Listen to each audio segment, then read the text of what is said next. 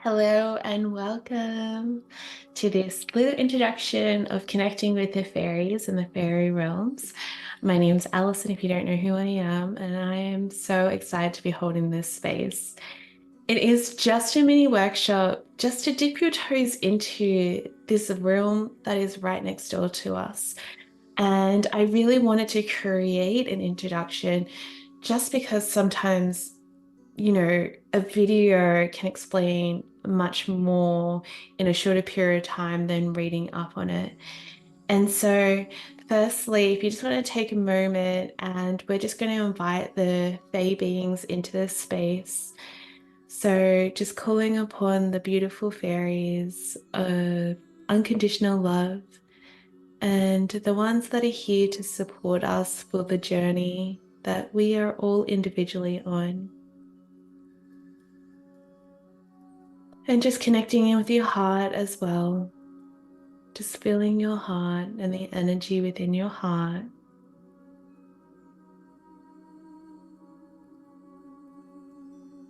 And just allowing the breath to ground you into this space.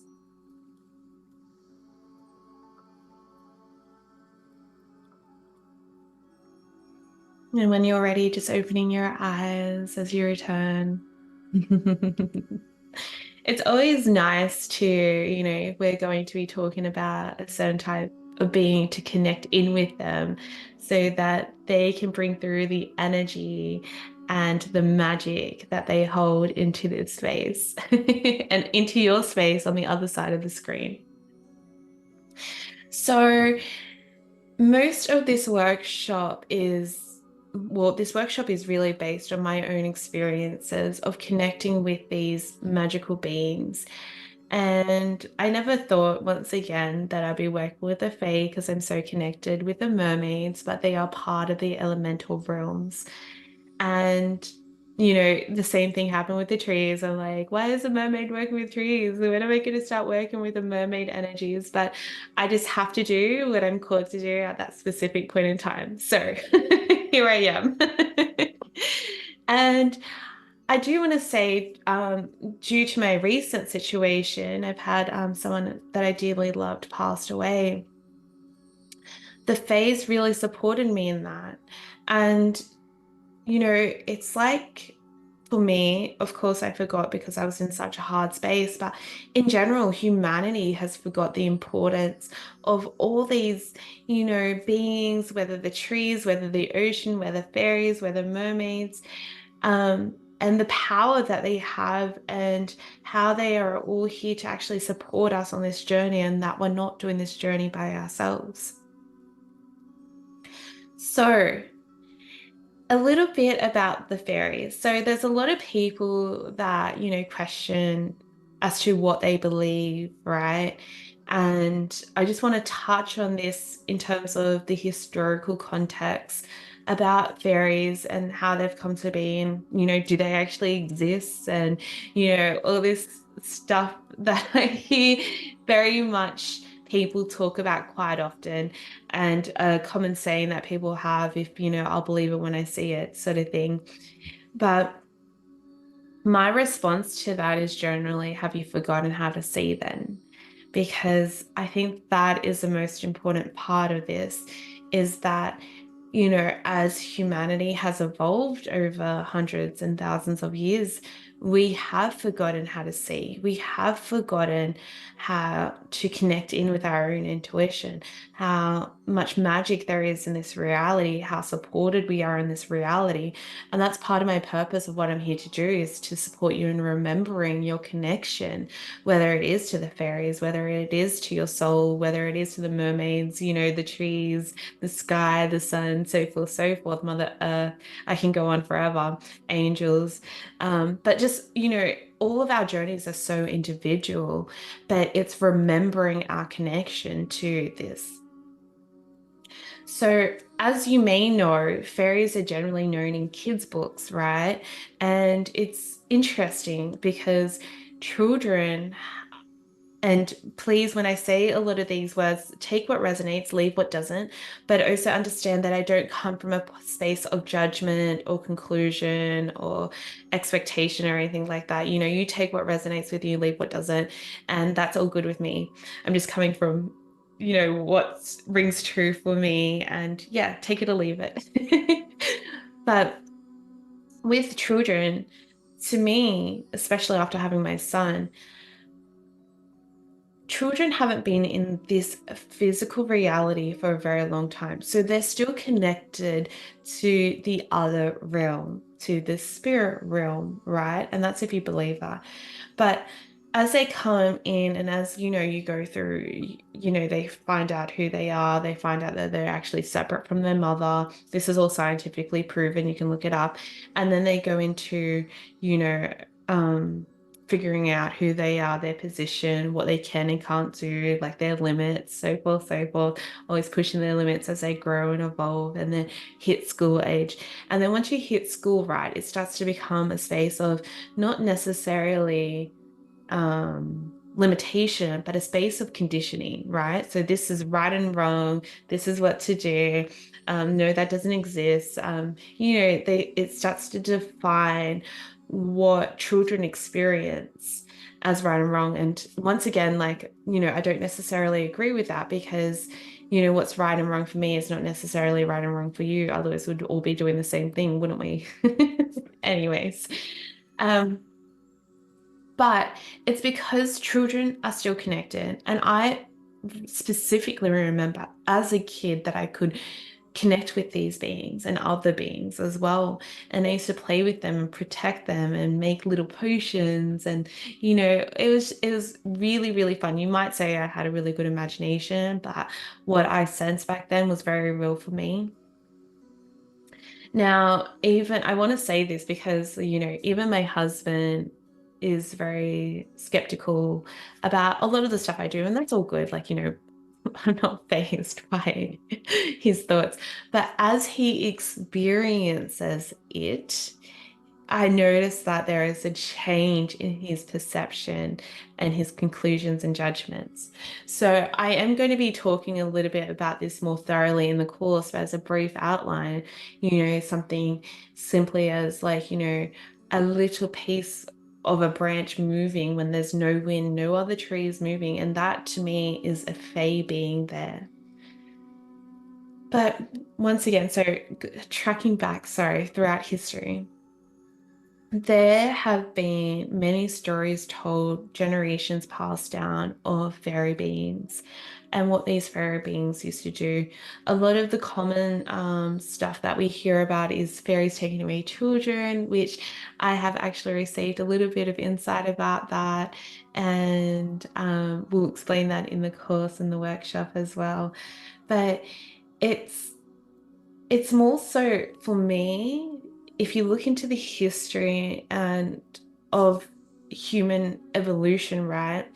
You go into the space of when we were all like, well, when humanity were very religious and, prayed to God and connected with God and faith was very important. At that point in time, you didn't see God, but you had faith that he existed. And how did this faith grow? Was it through strength? Was it through just belief? Was there a connection, something felt? And as science came in, which wasn't a bad thing, science started to prove religion to be wrong. And then that's where we've got this divide between religion and being proven by science. But keep in mind that science itself is only correct until proven wrong. It is a conclusion based on, the information that they have at that point in time, but they don't necessarily have all the tools needed to prove something is correct. And this I've read about in color healing, because color used to be used a lot as well. And then color started to be diminished through science and now it's coming back up through science, and science now thoroughly uses color in their technology, such as infrared, such as for cancer, such as for facials, like, certain lights. Why are the rooms in hospitals painted blue? Because it's a healing color, it's a cleansing color. And I can talk about all this stuff a lot more, but I'm trying to keep this short. I always get so sidetracked. But what I'm here to do and what I'm hoping from this beautiful mini workshop is for you to create a deeper understanding, a remembrance within you about these beings that are literally in the room next door, that are inhabiting this space right next to us. And just because they're not physical in reality does not mean they don't exist. Wi-Fi is not physical in reality, yet no one questions whether their phone can connect to the internet or not. It's no longer a plug-in to the wall socket. you know there's a lot of things that I can say, like, the sun energy is not physical, but yet everything absorbs at your plant. That's how life force exists here. We can't exist without the sun. Solar receives it and turns it into electricity. Can you physically see electricity? No. So, I go into, start opening up your belief systems, and start not necessarily questioning, but figuring out what's true for you. And that's a journey where I am on right now. And from my experience in saying this, what is true for you is deciphered by your own unique experience. No one else can tell you what's true for you, only you can. So, in this mini workshop, there's going to be, little classes, and they're going to all, like, of course, include the fairies, but we're going to dive deeper into the spaces of the fairy realm. So, like, the realm next door, why can't we see them? Start talking a little bit about dimensions, fairies throughout history. Um, to me, fairies are really like the angels of the nature kingdom, of the animal kingdom. As we have our angels, our archangels, the fairies are the ones of nature. And deeper dive in that, how to connect with fairies and asking fairies for support. Briefly going over the different types of fairies. I'm not going to specifically name them all. Names are really a limitation to Fae, but I will show you how to connect in with them and to bring them in a very safe way as well, because there are also mischievous fairies, as there are all types of beings on this planet. We'll be doing the meditation to connect with them. And really, one of the most common questions that I feel like will be asked is, why would you want to connect with them? So I'll go in and answer that question, and how the Fae can really support you in your everyday life. And with the most simplest things, like, since working with the fairies, like, even my husband works with the fairies quite often, because they are just super helpful and just wanting to help as well. So it's really, really beautiful. Um, just double checking my notes. So one of the things that they did talk to me about specifically was fairy DNA in humanity. So I really would love to go into that. And as well, being the keepers of the flower kingdom here on Earth. So another amazing, unique topic that I haven't seen anywhere else. Not that I have looked up anything with fairies, but if anything, from my experience, I remember in my mid-20s, I started to become curious, more so because I wanted to understand me, and I understand I had a connection with fairies. I understand I had a connection with mermaids, with witches, with angels. But I didn't understand how I fitted into this and why I could connect with all these different types of beings. And so I did read a book from Doreen Virtue. I forgot what the book's called. I'm so sorry. Um, but I know she specifically goes into the different types of fairies in that.